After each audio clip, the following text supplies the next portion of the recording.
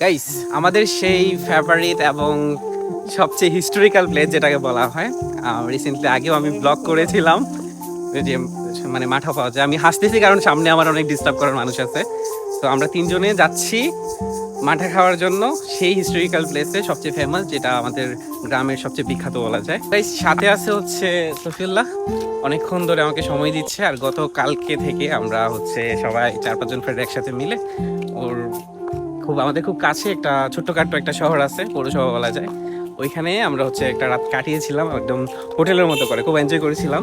ইচ্ছার আমরা তেমন একটা একসাথে হই না, তো খুব ভালো একটা সময় কাটছে। দেন ওইখানে খুব মজা করছি। আসার পর থেকে সারাদিন হচ্ছে আমরা গ্রামে ঘুরতেছি। আর আমাদের গ্রামটা সবাই পছন্দ করে, বিশেষ করে ও অনেক পছন্দ করে, যার কারণে ওরা ঘুরে দেখাইছি। কেমন লাগছে গ্রাম বল? অনেক ভালো লাগছে।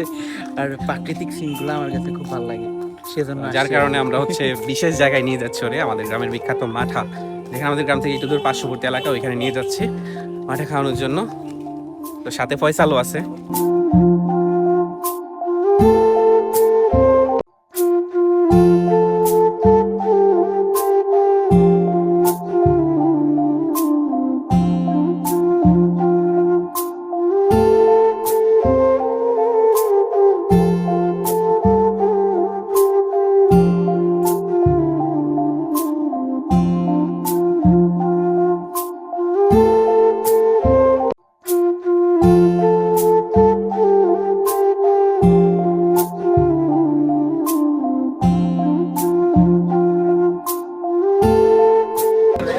কেমন কেমন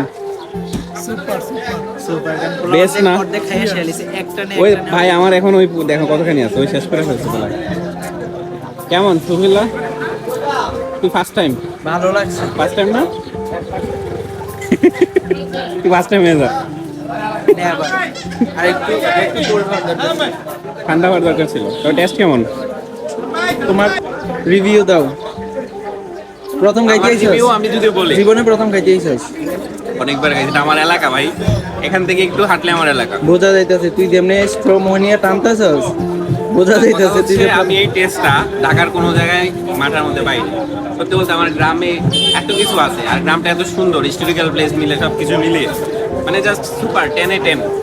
আর এই মাঠার তো বললাম 10/11। খুব বেশি হয়ে গেছে। একটা ফ্রেশনেস কাজ করে। আমার আগে ওরা শেষ করে বলছে, আমার বুঝুন তোর মাটা কিন্তু খেয়া যায় না ফ্রুটা, দেখ কত দূর খাইছ।